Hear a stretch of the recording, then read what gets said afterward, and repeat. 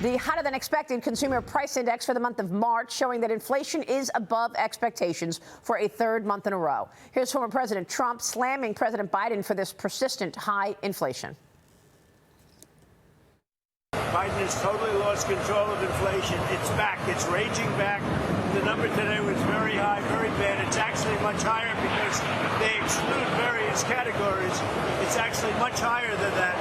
The number is out of control. Biden has no idea what the hell he's doing. He's the worst president in the history of our country. President Biden claims he has made progress on inflation. He says he still thinks there will be another rate cut this year. Watch. Well, I do stand by my prediction that before the year is out to be a rate cut. This may delay it a month or so. I'm not sure of that. We have dramatically reduced inflation from 9% down to close to 3%. We're in a situation where we're better situated than we were when we took office, where inflation was skyrocketing, and we have a plan to deal with it. Biden claims inflation was skyrocketing when he took office, but he was fact-checked by Fox Business's Edward Lawrence, who writes, quote, "The reality is that inflation in January of 2021, the month President Biden took office, was 1.4% year over year. Right now, overall CPI inflation is 3.5%.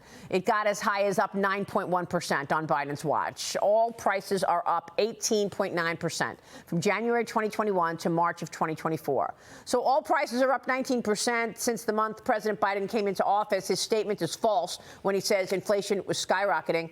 Ashley, I also really am interested in your thoughts in terms of Joe Biden being so sure about this rate cut. Okay, so he comes on the podium. He comes to the podium. He says, "I'm sticking by my prediction that the rate cut's coming. It might be a month delayed." How does he know it's a month delayed? Did he just speak with Jay Powell?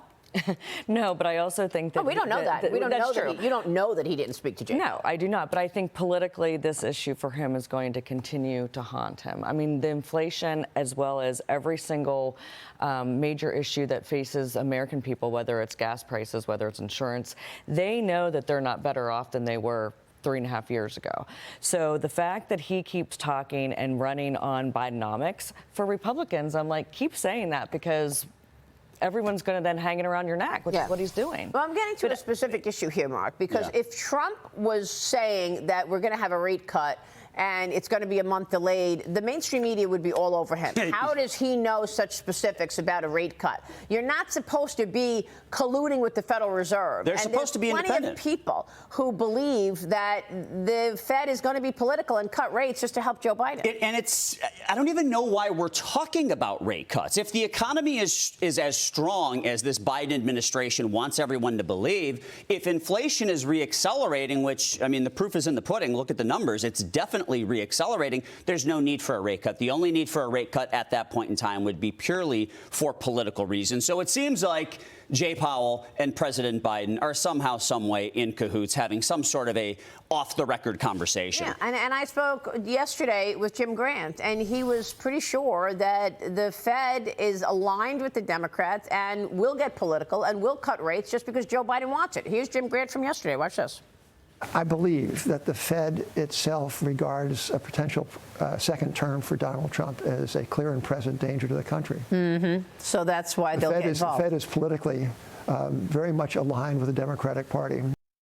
But if they don't do the rate sorry. I just want to say, President Trump told me he would not reappoint Jay Powell. So there is truth to that. Yeah. That they're afraid of Donald Trump. But to be so in bed with the Fed at a time that we're not sure what we're going to do is wrong. Absolutely. But if they don't do the rate cut by June, it's not going to matter politically. So just with my political hat on, he has to do it in June, or it's not going to make a difference by the time voters make up their mind. Usually, the rule of thumb is, in regards to political voters, they make up their mind by July. Mm-hmm. So if they don't make the cut by June, which is why he kept saying in the next month. Right now, there's an 18% chance of a rate cut by June. Down from 50%. 18%. Yeah. I find it highly unlikely. And Maria, when you interviewed Jim Grant, and I forget who the other individual was, but they both speculated that there may not be a rate cut at all this year. That's right. And in fact, I think we're at the point right now where you actually have to begin talking about the possibility of a rate hike. And that's what Jim Grant has been talking about. Yes. He said that the last time he came on this program. The other one was Phil Orlando, who said right now we had a slim to none chance of a rate cut in June. That slim has just died. Yeah. President Biden's former White House chief of staff, meanwhile, Ron Klain, reportedly blasting Biden for not focusing on what matters to the American people. That's inflation and the price of groceries. According to Politico, in a leaked audio, Klain is complaining that Biden's focus is on infrastructure, saying that there's too much talking about bridges, not enough talking about eggs and milk. This is what is giving sticker shock to the American people every day, Mark. And why do you think lower income people are starting to pivot away from Biden and towards Trump? I mean, inflation is the most regressive tax in our country. It is going to disproportionately impact lower income people, middle America, and you're seeing them there. I mean, look, last month, the headline number for the jobs report was that we added over 300,000 jobs. But when you look under the surface and you look at the household survey, we lost 6,000 full-time jobs that month. We added 691,000 part-time jobs. Right. The reason everyone is getting a second job is because their paycheck doesn't last the whole month anymore. And who are those jobs going to? You know, not necessarily native-born Americans, but new immigrants. They actually haven't, yeah. Yeah, we have that data. So, but we did internal polling at the Heritage Foundation, and we found the things that people cared about across the board, every political stripe: gas, groceries, and rent. So Ron Klain is right for once in his entire life, and I don't think Biden should focus on it, obviously, because people worry about gas, groceries, and rent. But at the same, that's where they're going to vote. And there's precedent for this type of collusion as well. Look at what Biden did before the 2022 midterms, and he drained the strategic oil reserves. Right. So they absolutely will do these kinds of things for partisan politicking to get that result in November. They'll do that again before the election. Well, it's Exactly. incredible to me that, this whole thing with the Democrats saying that Donald Trump is a threat to democracy. Meanwhile, Biden is breaking every norm. He's talking to the Federal Reserve. He's giving us details about when we're going to get a rate cut.